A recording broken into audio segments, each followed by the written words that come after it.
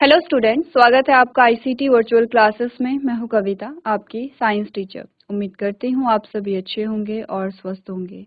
तो क्लास हम यहां पे स्टार्ट कर रहे हैं अपना क्वेश्चन पेपर। जैसे कि आपको पता है कि प्रीवियस लेक्चर में हमने प्रीवियस क्वेश्चन पेपर में काफ़ी सारे क्वेश्चंस को डिस्कस किया है।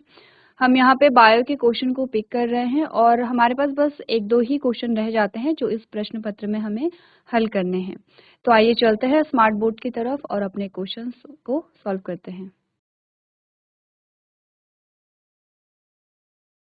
चलिए, तो सबसे पहले तो आप लोग ये देखो कि हमने कौन कौन से प्रश्न सॉल्व कर लिए हैं। तो क्वेश्चन नंबर 1 का जो क ख ग घ ये पोर्शन है, ये हमने सॉल्व किया है। ठीक है। क्वेश्चन नंबर 2 में बायो का कोई क्वेश्चन नहीं था। क्वेश्चन नंबर 3 आपको होमवर्क में दिया गया था। क्वेश्चन नंबर 4 में ख एंड ग आपने सॉल्व किया है। क्वेश्चन नंबर 5 आपने पूरा ही सॉल्व किया है यहाँ पे। क्वेश्चन नंबर 8 जो है वो हमारे पास आया था यहाँ पे, क्या बायो का क्वेश्चन आया था। तो अगर हम देखें हमने कौन कौन से क्वेश्चन सॉल्व किए हैं अभी तक। हमने टाइप्स ऑफ रूट से रिलेटेड क्वेश्चन आया था वो सॉल्व किया है। हमने बायोटिक कंपोनेंट के बारे में बात की है। ये आपका क्वेश्चन यहाँ पे है क्वेश्चन नंबर 8, जिसमें कहा गया कि सरसों के पौधे का नामांकित चित्र बनाइए। तो ये हमने डायग्राम बनाया है सरसों के पौधे का। ठीक है, चलो ये है क्वेश्चन नंबर 8। क्वेश्चन नंबर 9 में बोला गया था सजीव वस्तुओं के लक्षणों की सूची बनाकर लिखिए। ये क्वेश्चन आपको होमवर्क में दिया गया था, जिसमें आपको सजीवों के लक्षण बताने हैं। ठीक है, क्या क्या कैरेक्टर्स होते हैं लिविंग के। तो एक जो कैरेक्टर है, एक जो लक्षण है, वो हमने प्रीवियस लेक्चर में पढ़ा था।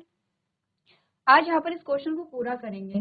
तो ध्यान से देखो, ये जो प्रश्न आपके पास आया है, ये आया है 5 नंबर के लिए। ठीक है, चलिए, तो सजीवों के लक्षण हमने यहाँ पर देखे थे। ये क्वेश्चन जो है आपके पास आया है 5 नंबर के लिए। तो आपको यहाँ पे डिटेल आंसर करना है। ठीक है, जितने भी कैरेक्टर, जितने भी लक्षण आप जानते हैं सजीवों के, वो आपको बताने हैं। तो स्टार्ट करते हैं आंसर। सबसे पहले देखो, प्रीवियस लेक्चर में हमने क्या पढ़ा है।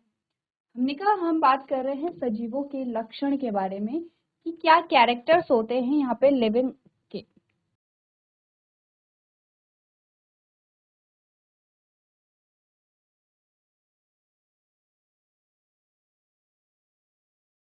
तो लिविंग के कैरेक्टर में सबसे पहला जो कैरेक्टर हमने देखा है, हमने कहा सजीव जो हैं वो कोशिका से बने होते हैं। चाहे हम किसी भी सजीव के बारे में बात कर रहे हैं, हमने कहा ऑल लिविंग ऑर्गेनिज्म।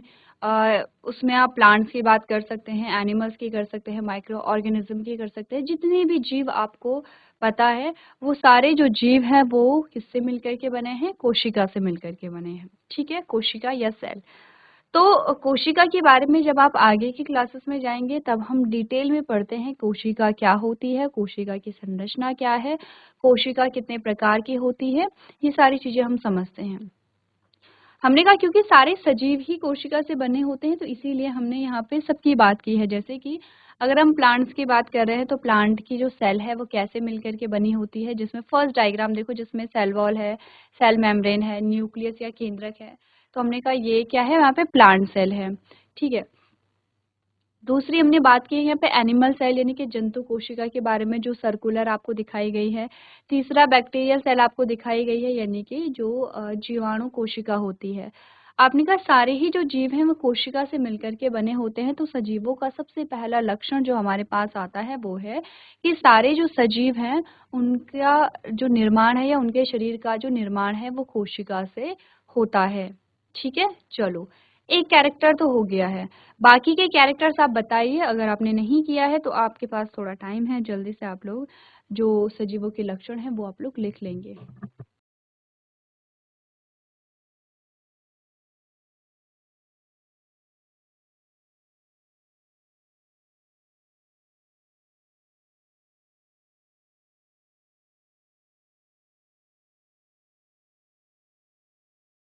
चलिए, तो देखो, पहला लक्षण तो हो गया कि सारे सजीव कोशिका से मिलकर के बने होते हैं। दूसरा जो यहाँ पे लक्षण है सजीवों का, वो देखो, आपने ध्यान दिया होगा कि जितने भी सजीव हैं, हमने ये चीज बार बार डिस्कस की है, और अलग अलग जो चैप्टर हमारे पास आते हैं उनमें हमने डिस्कस किया है कि जो सजीव होते हैं उनको भोजन की आवश्यकता होती है। ठीक है, वो हमेशा क्या करते हैं, उनको भोजन की आवश्यकता होती है और वो भोजन को ग्रहण करते हैं क्योंकि उन्हें चाहिए होती है ऊर्जा, एनर्जी। जीवित रहने के लिए एनर्जी की आवश्यकता है और इसीलिए उनको क्या चाहिए, भोजन की आवश्यकता होती है और इसीलिए वो भोजन करते हैं। ठीक है, तो देखो, सबसे पहले तो बात ये करते हैं कि ऊर्जा की आवश्यकता क्यों होती है। हमने कहा जीवित रहने के लिए ऊर्जा की आवश्यकता है, वृद्धि और विकास के लिए ऊर्जा की आवश्यकता है।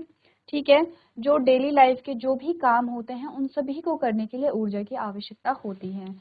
तो आपने कहा कि चाहे हम बैठे हुए हैं, आप देखो आप बैठ कर के पढ़ाई कर रहे हैं तो भी आपको ऊर्जा की आवश्यकता है।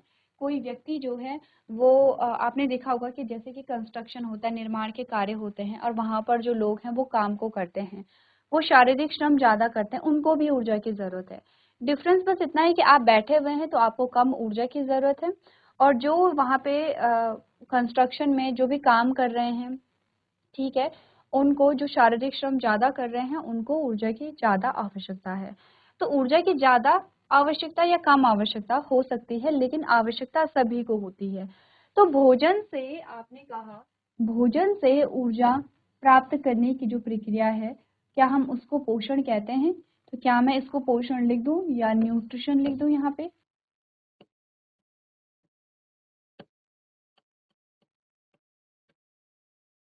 ठीक है, ये पूरी जो प्रोसेस हमारे पास आती है,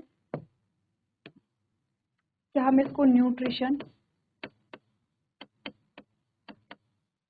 या पोषण कह सकते हैं?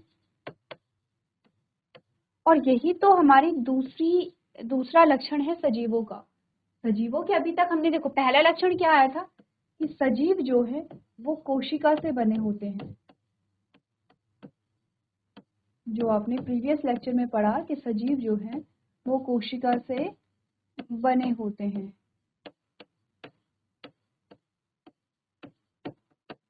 कौन? सजीव। ठीक है, दूसरा जो आया कि सजीवों में पोषण की प्रक्रिया होती है। पोषण का मतलब है कि सजीवों को भोजन की आवश्यकता होती है क्योंकि भोजन से हमें ऊर्जा मिलती है। तो आपने कहा दूसरा लक्षण सजीवों का क्या है कि उनमें पोषण की जो प्रक्रिया है, न्यूट्रिशन की जो प्रोसेस है वो पाई जाती है। ठीक है, दूसरा लक्षण हो गया है। अच्छा, पोषण जो है वो दो प्रकार से होता है, ये भी हमने बात की है कि पोषण जो है वो दो प्रकार का हो सकता है। पोषण जो है कुछ ऐसे जीव हो सकते हैं जो अपना पोषण स्वयं कर लेते हैं और उन्हें किसी की आवश्यकता नहीं होती है अपने पोषण को करने के लिए। यानी कि अपना पोषण स्वयं करने का मतलब है कि अपने भोजन का निर्माण स्वयं करना, और इसीलिए हम उनको स्वपोषी भी कहते हैं। यानी कि हम इनको ऑटोट्रॉफ कहते हैं। लेकिन कुछ ऐसे जीव होते हैं जो अपने पोषण के लिए दूसरों पे निर्भर रहते हैं।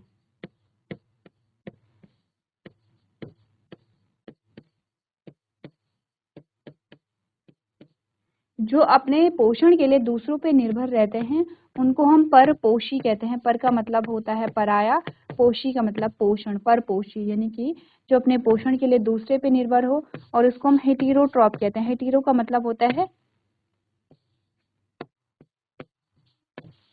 क्या, जो अपना पोषण दूसरों से ले, हेटेरोट्रॉप। ठीक है, क्लियर है? तो चलो, तो दो हमारे पास आ गए हैं। अच्छा, स्वपोषी और परपोषी में क्या होता है ये जानते हो? इसके एग्जाम्पल जानते हो? स्वपोषी का जो एग्जाम्पल आता है वो प्लांट्स हमारे पास आते हैं, यानी कि पादप आते हैं। और परपोषी के जो एग्जाम्पल हमारे पास आते हैं वो हमारे पास मनुष्य हम कह देते हैं। वैसे तो जितने भी जंतु हैं, जितने भी एनिमल्स हैं, वो हमारे पास किसके एग्जाम्पल हैं? परपोषी पोषण के एग्जाम्पल है, लेकिन हम मनुष्य का एग्जाम्पल लेते हैं। तो हम अपने भोजन के लिए किस पे निर्भर रहते हैं? मनुष्य अपने भोजन के लिए किस पे निर्भर रहता है? या तो वो प्लांट पे निर्भर रहेगा, ठीक है, प्लांट यानी कि पादप। क्या क्या मिलता है आपको पादप से? आपको पादप से अनाज मिलता है, जैसे कि चावल है, जैसे कि गेहूं है। ठीक है, अनाज में क्या मिलेगा? गेहूं, चावल मिलेगा। आपको पादप से जो दालें हैं वो मिलती हैं, आपको पादप से फल मिलते हैं, आपको पादप से सब्जियां मिलती हैं।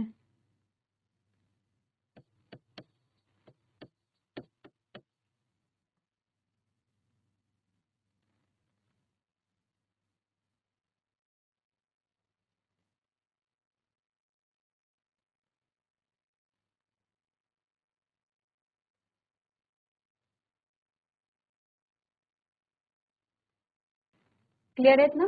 तो आपने कहा कि आपको यहाँ पे जो पादप हैं उनसे आपको पादप जो है उनसे आपको काफी सारी चीजें मिलती हैं, ठीक है। अगर हम कहें कि मनुष्य में जो भोजन का दूसरा स्रोत है वो एनिमल्स होते हैं, एनिमल्स यानी कि जंतु, ठीक है।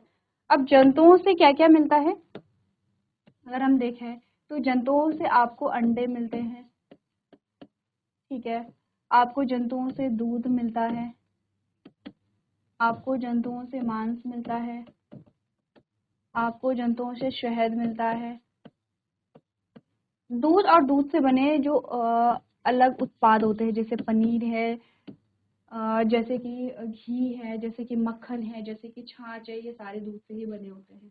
तो आप देख रहे हैं कि हमारे जो भोजन के स्रोत हैं वो क्या है, या तो प्लांट्स है और या तो एनिमल्स है, यानी कि पादप है या फिर जंतु हैं, ठीक है। क्लियर है इतना? तो अब समझ में आया पोषण क्या होता है, कितने प्रकार का होता है, पोषण का मतलब क्या होता है। दूसरी जो सजीवों के लक्षण है वो हमें मिल जाते हैं। तो मैं सिर्फ प्रोसेस का नाम लिखूंगी, बाकी सारी चीजें मैं हटा रही हूँ यहाँ से।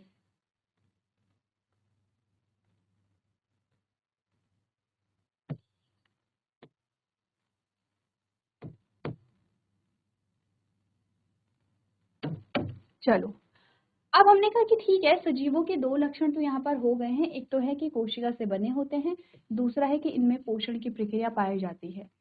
आपने देखा होगा कि जो भी जीव है जिसका जन्म होता है एक टाइम के बाद उसकी मृत्यु हो जाती है, एक एज के बाद, ठीक है। अलग अलग जो जीव होते हैं उनके लिए एज जो है वो अलग अलग होती है। जैसे कि आपने देखा होगा डॉग्स जो होते हैं उनकी जो एज होती है 10 से 12 साल या मैक्सिमम 13 या 14 साल होती है, इससे ज़्यादा नहीं होती है। लेकिन अगर मनुष्यों में हम देखें तो मनुष्यों की जो एज है वो काफ़ी ज़्यादा होती है। जैसे कंपैरेटिवली अगर हम देखें तो हमने कहा कि काफ़ी ज़्यादा हमें देखने को मिलती है। आपने देखा होगा कि जो हमारे घरों में हमारे जो ग्रैंड पेरेंट्स होते हैं उनकी एज 80+ होती है, 90+ होती है, तो उनकी एज ज़्यादा होती है। लेकिन एक एज के बाद हर किसी की मृत्यु हो जाती है, और ये प्लांट्स के लिए भी एप्लीकेबल है, ये एनिमल्स के लिए भी एप्लीकेबल है, ठीक है, माइक्रो ऑर्गेनिज्म भी जो है। तो आपने कहा कि अब क्या होगा, जैसे कि हमने कहा ये पादपों के लिए भी है। एक टाइम के बाद जब जीव की मृत्यु हो जाती है तो इससे क्या होगा, उसका जो अस्तित्व है वो समाप्त हो जाएगा। लेकिन यहाँ पर उसकी जो स्पीशीज है, उसकी जो प्रजाति है वो बनी हुई रहती है। हम एग्जाम्पल लेते हैं ह्यूमंस का। हमारे ग्रैंड पेरेंट्स के ग्रैंड पेरेंट्स रहे होंगे, उनकी डेथ हो गई, फिर उनके संतति हुई है, और ऐसे करते करते हमारे ग्रैंड पेरेंट्स हुए हैं, हमारे ग्रैंड पेरेंट्स के जो संतान है वो हमारे पेरेंट्स, और हमारे पेरेंट्स के जो संतान है वो हम हैं, ठीक है। तो ऐसे करके जो जीवन है वो चलता जा रहा है, और आप देख रहे हैं कि जो मनुष्य की प्रजाति है वो आपको उसमें आपको कंटिन्यूटी देखने को मिल रही है, ठीक है। ये जो कंटिन्यूटी बनी रहती है ये भी एक प्रोसेस के द्वारा बनी हुई रहती है, और उसका नाम है रिप्रोडक्शन। तो तीसरी जो प्रोसेस हमारे पास आती है दैट इज रिप्रोडक्शन।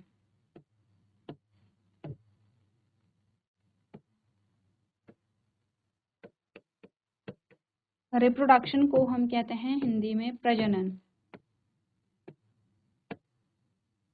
रिप्रोडक्शन या प्रजनन।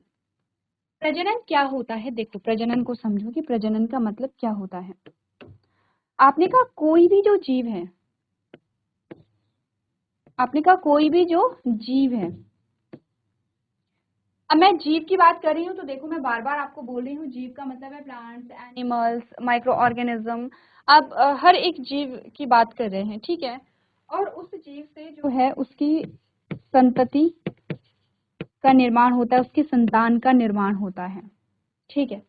तो किसी भी जीव से उसके संतान का जो निर्माण होता है उस प्रक्रिया को हम क्या कहते हैं, रिप्रोडक्शन कहते हैं। इससे होगा क्या, देखो एक टाइम के बाद ये जो जीव है, एक एज के बाद ये जो जीव है इसकी मृत्यु हो जाएगी, ठीक है, लेकिन इसकी संतति क्या होगी, उस टाइम तक जीवित रहेगी। फिर इसकी संतान की भी क्या होगी, यहाँ पे संतान होगी, ठीक है, इसकी संतान की भी आगे संतान होगी। और ये जो आपने कहा कि ये जो आपके जो जीव है, फिर जीव की जो संतति है एक एज के बाद इनकी डेथ होती रहेगी, लेकिन इनकी जो संतान है वो आगे बढ़ती रहेंगी, ठीक है, और ऐसे करके जो जीवन की निरंतरता है वो बनी हुई रहती है। तो आपने कहा कि जो भी जीव होंगे, जो भी सजीव यहाँ पर होते हैं, उनमें हमें एक गुण देखने को मिलता है जिसमें हम कहते हैं कि वो क्या होंगे, प्रजनन के द्वारा या रिप्रोडक्शन के द्वारा उनमें संतति का निर्माण होता है और इसी वजह से जीवन यहाँ पे बना हुआ है। अब आप सोचिए कि एक आम का पेड़ है, ठीक है, और उस आम के पेड़ से जो आम के जो बीज हैं उनसे नए पौधे अगर नहीं बनते, तब तो हमारे पास बस वो आम का पेड़ ही रह जाता। और एक टाइम के बाद जब वो आम का पेड़ सूख जाता, जिसको हम कह सकते हैं कि उसकी जब डेथ हो जाती, तब तो फिर आम बचते ही नहीं, हम कभी आम खा ही नहीं पाते, क्योंकि वो आम तो कब का खत्म हो चुका होता। लेकिन उस आम के पौधे उस आम के पेड़ में आम लगते हैं, उन आम के बीजों से नए बहुत सारे पौधे जो हैं वो बनते हैं। और आपने कहा कि जो पुराने पेड़ हैं वो समाप्त होते रहते हैं, लेकिन नए जो पौधे हैं उनका जन्म होता रहता है। और आपको जो आम है वो हमेशा हम खाते हैं, हमारे ग्रैंड पेरेंट्स ने भी खाया है, उनके ग्रैंड पेरेंट्स ने भी खाया है, और ऐसे करके जो आम का अस्तित्व है वो आज तक बना हुआ है। ऐसे ही हर एक जीव के बारे में है कि जो जीव है उसमें जो प्रजनन के कारण जो जीवन की निरंतरता है वो बनी हुई रहती है। तो जितने भी सजीव होंगे उनमें ये गुण आपको देखने को मिलेगा कि उनमें प्रजनन होता है। और ये आप स्टार कर लीजिए, तीनों कैरेक्टर, ये सारे जीव कोशिका से बने होते हैं, सभी में पोषण की जो प्रक्रिया है वो पाई जाती है, सभी में प्रजनन की प्रक्रिया पाई जाती है, ठीक है। तो क्या इतने ही हम सजीवों के लक्षण होते हैं? हमने कहा नहीं, सजीवों के लक्षण और भी होते हैं। और क्या होते हैं, देखो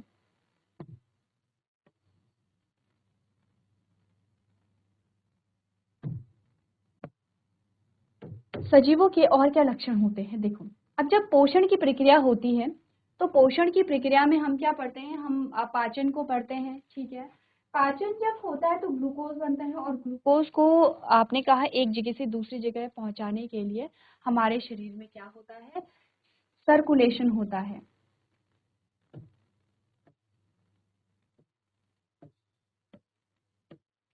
तो एक और प्रक्रिया जो आती है हमारे पास वो है सर्कुलेशन, जिसको हम परिवहन कह सकते हैं।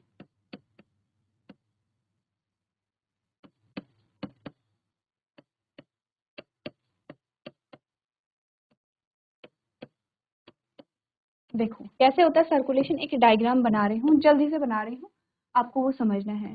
तो ये कोई एक व्यक्ति है, ठीक है। अब ये डायग्राम आपको याद होगा, ये हमने डायग्राम कब बनाया था। ये कोई व्यक्ति है और ये हम बना रहे हैं इसका डाइजेस्टिव सिस्टम, इसका स्टमक है, ये इसकी छोटी आंत आ जाती है यहाँ पे,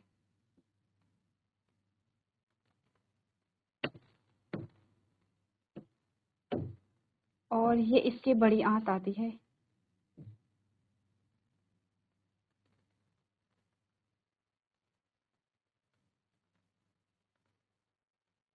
ऐसे, ठीक है। अब देखो छोटी आंत में बनती है ग्लूकोज, ग्लूकोज यानी कि ऊर्जा जो है, ग्लूकोज से ही हमें ऊर्जा मिलती है। और ग्लूकोज कहाँ से मिलेगा, कहाँ से बनेगा, जो फूड है फूड से ग्लूकोज बनता है। इस ग्लूकोज की आवश्यकता हमारे पेट को भी है, इस ग्लूकोज की आवश्यकता हमारे मस्तिष्क को भी है, इस ग्लूकोज की आवश्यकता जो हमारे हर बॉडी पार्ट को है, हमारे हाथ पैर जितने भी बॉडी पार्ट है फ्रॉम हेड टू टो सबको इसकी आवश्यकता है। अब इस ग्लूकोज को हमें कहाँ भेजना है, हमें स्टमक में भी भेजना है, हमें अपने ब्रेन में भी भेजना है, ये हमारे हाथ हैं यहाँ पर, हमारे जो पैर होते हैं वहां पर भी हमें भेजना है।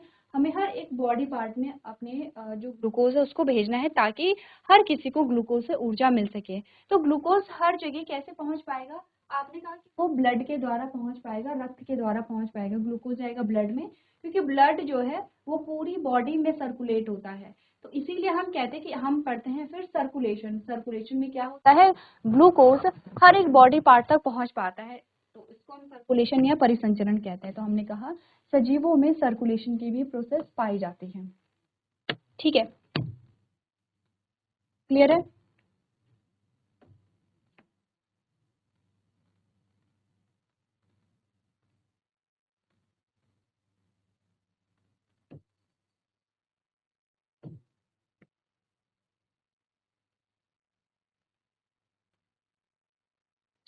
अच्छा देखो, एक और चीज, हमारे हर एक बॉडी पार्ट, हर एक कोशिका, देखिए कि हम बने हैं कोशिका से, और हमारी हर एक कोशिका तक क्या पहुंच चुका है, ग्लूकोज कैसे पहुंचा, ब्लड के माध्यम से पहुंचा। लेकिन इस ग्लूकोज से ऊर्जा का मिलना जो है, ऊर्जा या एनर्जी, मैं एनर्जी लिख रही हूँ, एनर्जी को ही ऊर्जा कहते हैं, तो ये हमें पता है। इस ग्लूकोज से जो ऊर्जा बनती है उसके लिए एक इम्पॉर्टेंट गैस यहाँ पर चाहिए होती है जिसका नाम है ऑक्सीजन। ठीक है, इस ऑक्सीजन को हम कहाँ से प्राप्त करते हैं, हमारे बाहरी वातावरण से हम इसको प्राप्त करते हैं। ठीक है, कैसे प्राप्त करते हैं, श्वसन के द्वारा करते हैं। ठीक है, हम जब सांस लेंगे तब जाकर के हमें ऑक्सीजन मिलेगी, ये ऑक्सीजन जाती है और ग्लूकोज के साथ यहाँ पे क्या करती है, रिएक्शन करती है, और तब जाकर के यहाँ पे एनर्जी बनती है। तो हमने कहा जो सजीव होंगे उनमें एक और गुण पाया जाएगा, वो किसका गुण है, हमने कहा रेस्पिरेशन का। क्या है वो, रेस्पिरेशन।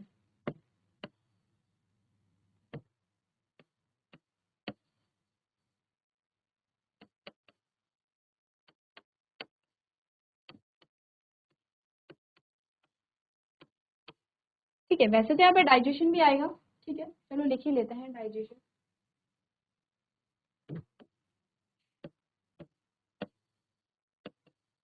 सजीवों में पोषण भी पाया जाता है, पोषण में ही हम क्या पढ़ते हैं, डाइजेशन या पाचन को पढ़ते हैं, और इसीलिए यहाँ पे रेस्पिरेशन भी होता है। तो ये चौथी प्रक्रिया है, ये पांचवी है, ये छठी है। ऐसे ही आपने कहा क्योंकि जब पाचन हो रहा है तो ऐसा नहीं है कि पूरे के पूरे फूड से आपको एनर्जी मिल जाएगी, कुछ तो ऐसा फूड होगा जो यहाँ पे क्या होगा, वेस्ट होगा, जो यहाँ पे क्या होगा, अपशिष्ट होगा। ठीक है, होगा ऐसा। तो इसी के लिए आपने कहा कि एक और प्रोसेस इसमें पाई जाती है और उसका नाम है क्या, एक्सक्रीशन। ठीक है,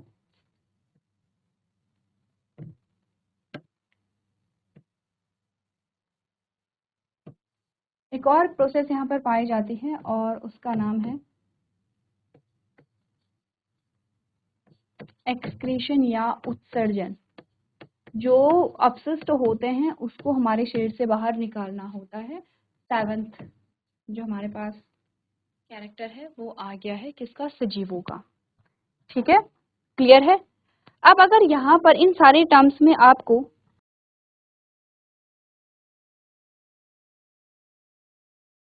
अब देखो इन सारे प्रक्रियाओं में अगर आपको कोई डाउट है, अगर आपको कोई चीज समझ में नहीं आ रही है तो आप पूछ सकते हैं। ठीक है,